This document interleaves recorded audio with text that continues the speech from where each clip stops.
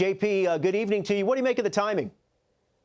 Robert, good evening. I think the timing is crucial. It certainly comes during one of the most important weeks in modern Baltimore baseball history. Of course, they get new owners coming in and now a new ace. This, to me, was the culmination of a lot of work by the Orioles all off season long. Mike Elias and his group, they knew that this was their shortcoming against Texas in the playoffs last year, and they have now addressed it. They have an ace, someone who has been in the top 10 of the National League Cy Young voting for each of the last 4 years. That is consistency to go along with a really promising young group. I'm really curious to see, Robert, how John Means, the lone lefty there, comes back with a full healthy season coming up.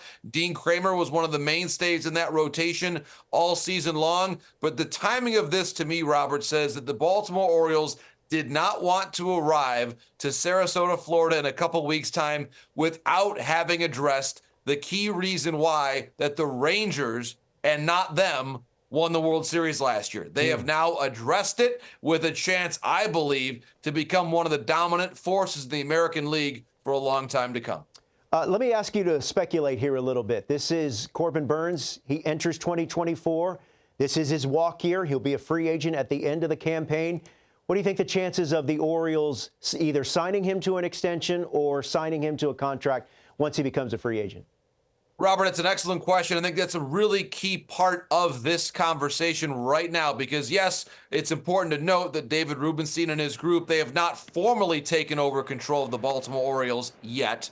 But I do believe that for Mike Elias and his front office group, the confidence in the back of their minds that if they get Burnes, that they've got a better chance of signing him long-term now than they would have a week ago, just based on the resources they believe they have coming in.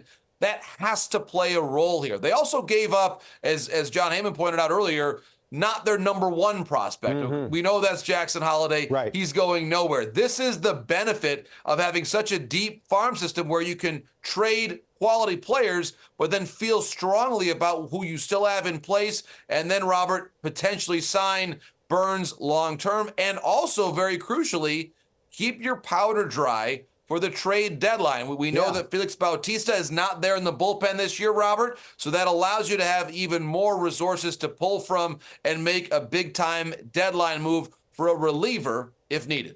I'm going to ask you a big picture view of the league and some of the other pieces that are out there in just a second, but I want to get your take on this. Yes, Joey Ortiz. Yes, DL Hall. They're two young, talented players. But when you lose an ace, and obviously Brewer fans are upset and maybe a little disillusioned about losing Corbin Burnes, where is this franchise right now, and what does this deal signal about this team as it moves forward? Robert, it's an excellent point. I do think for the Brewers overall, you have to consider where they have been this offseason and the talent that has moved out. They're co-aces for a long period of time.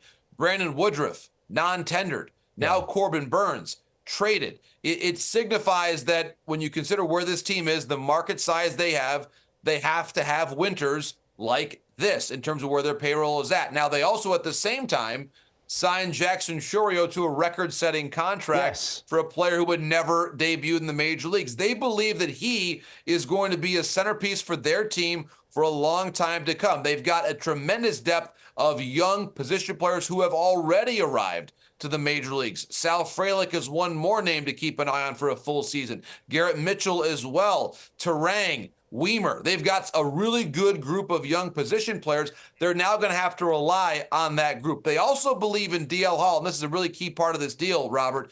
They believe that Hall is a starter. You alluded to his background a little bit earlier. He's someone that has had success as a minor league starter, but at the major league level was more of an Andrew Miller type multi-inning potential reliever for the Orioles last year. The Brewers believe he can be even better than that. And so if you believe that DL Hall is going to become a mainstay in your rotation for the next 5 to 6 years, then this trade makes sense. I think from Milwaukee's perspective, Ortiz, they believe, is a plus defender and can play every day. This trade, from Milwaukee's perspective, is about how good they believe DL Hall can be for a long period of time. And if they're right, they did just fine tonight, even though they traded away someone who has won a Cy Young Award. All right, real quick, JP, do you think we see a deal involving, say, Dylan Cease? Real quick, 30 seconds. I don't. I believe he's going to be a trade more at the trade deadline, Robert. I think that this, though, establishes the floor for Cease, because Cease, 2 years as compared to 1 year for Corbin Burnes. Very good point. JP, we appreciate you jumping on with us. Enjoy the rest of the night. All the best, Robert. Thank you.